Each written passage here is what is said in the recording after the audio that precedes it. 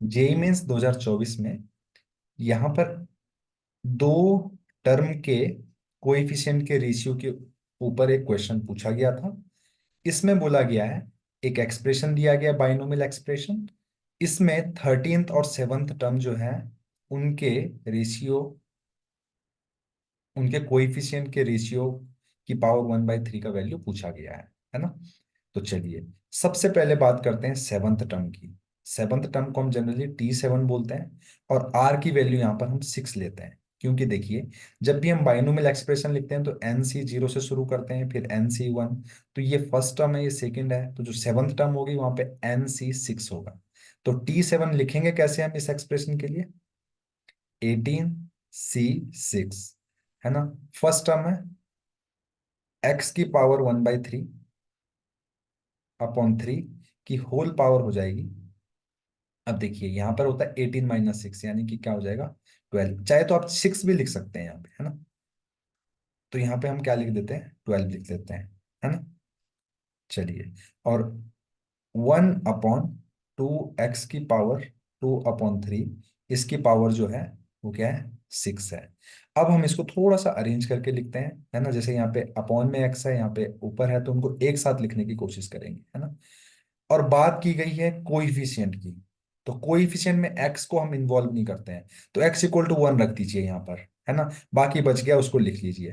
तो जब बात कोइफिशिएंट की हो रही है तो हम डायरेक्टली m लिख सकते हैं यहाँ पे। क्या लिख सकते हैं? m।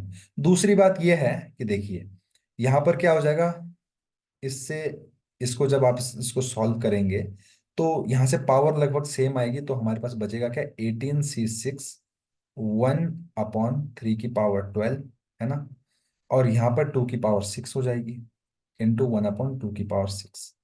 ये हो गया सेवंथ टर्म, है ना। और कोएफिशिएंट भी यही है उसका, तो इसको हम m भी बोल सकते हैं, राइट। इसी तरीके से n, n डायरेक्टली नहीं बोलेंगे, चलो हम T13 बोलेंगे। T13 में r की वैल्यू हम 12 लेंगे, तो 18C12, यानी कि अब यहाँ पे पावर बस चेंज होगी, x की पावर 1/3/3 की पावर।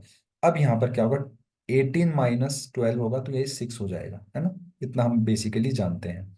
1/2 x की पावर 2/3, और इसकी पावर हो जाएगी 12। अब जब यहां पर इसको सॉल्व करेंगे तो देखिए यहाँ पर तो कट हो गई थी पावर, यहाँ पर कट नहीं होगी। यहाँ पर कुछ आएगा 18C12, है ना। और यहाँ पे आएगा 1/3 की पावर 6, इंटू यहाँ पर देखो 1/2 की पावर 12 आएगा साथ में। यहाँ पर जो पावर आएगी ना वो आएगी, देखिए 1/3 की पावर 6, यहाँ पे एक्स स्क्वायर आएगा। और यहाँ पर अगर आप देखेंगे 4 दूनी 8, यहाँ पे एक्स की पावर 8 आएगी। तो यहाँ पर एक्स की पावर 2 ऊपर है, और यहाँ पर न्यूमरेटर में, यहाँ पर डिनोमिनेटर में है। तो कुल मिला के एक्स की पावर बचेगी 1/x की पावर 6, जिसको मैंने एक्स की पावर -6 बोल दिया है ना। अब बात यहाँ पर हो रही है कोइफिशिएंट की, तो कोएफिशिएंट में x का कोई इन्वॉल्व नहीं होता, तो इसको हम इग्नोर कर सकते हैं। तो इतनी सी वैल्यू जो वो है वो हमारी n है। क्या है? n है। और हमसे n/m की पावर 1/3 की वैल्यू पूछी गई है। तो देखिए हम लिख लेते हैं, ये n है, तो 18C12 इंटू 1/3 की पावर 6, 1/2 की पावर 12 अपॉन 18C6 इंटू 1/3 की पावर 12 इंटू 1/2 की पावर 6, इसकी होल पावर 1/3। ध्यान दीजिएगा, एन सी आर जो है NC n - r के बराबर होता है। तो उस इस कॉन्सेप्ट से 18C12 और ये बराबर होंगे, कैंसिल कर दिया इन दोनों को, है ना। आधा काम हमारा आसान हो गया। पावर 6 को हमने इससे कट किया तो पावर 6 बची, तो यहाँ से यहाँ पर पावर 6 बची। ये ऊपर चला जाएगा न्यूमरेटर में, ये डिनोमिनेटर में। तो कुल मिलाकर 3 की पावर 6/2 की पावर 6 की होल पावर 1/3 बचेगी। पावर अंदर आएगी तो ये 3² अपॉन 2² बचेगा, जो कि हो जाएगा 9/4। और अगर आप यहाँ पर देखेंगे तो ऑप्शन नंबर 4 9/4 है।